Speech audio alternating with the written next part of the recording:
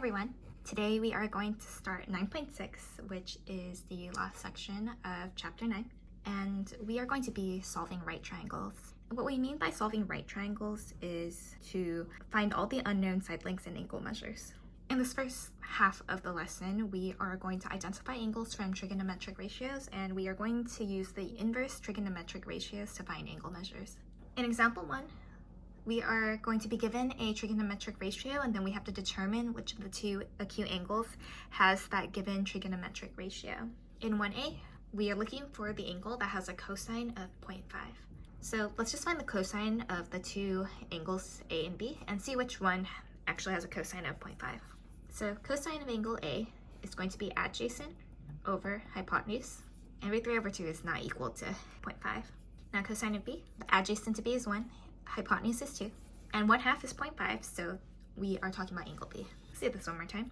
For B, we are asked to find the angle that has a sine of 12 over 13.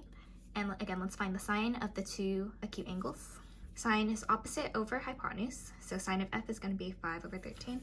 For E, opposite is 12, hypotenuse is 13.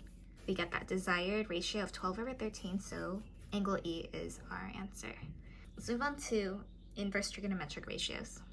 The inverse trigonometric ratios are used to find the measurement of the angle if we know two side lengths of the triangle.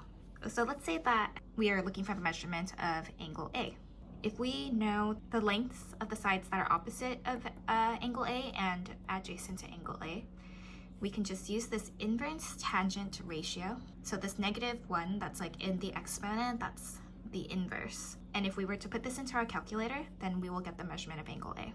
If we are looking for the measurement of angle A, and if we know the lengths of the side that's opposite of angle A and the hypotenuse, then we can put that ratio into the inverse sine function, and that's going to give us the measurement of angle A.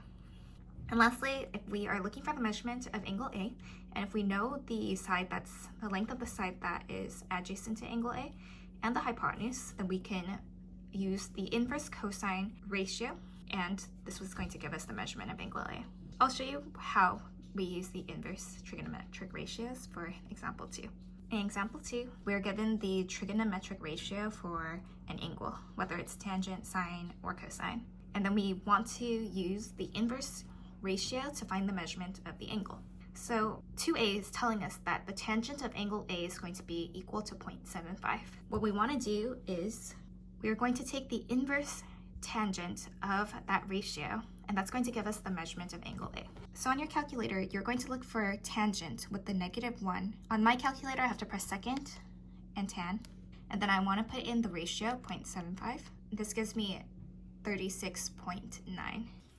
So this tells me that when angle A has a measurement of 36.9, its tangent ratio is going to be 0.75. Let's do B. B tells us that sine of B is equal to 0.87.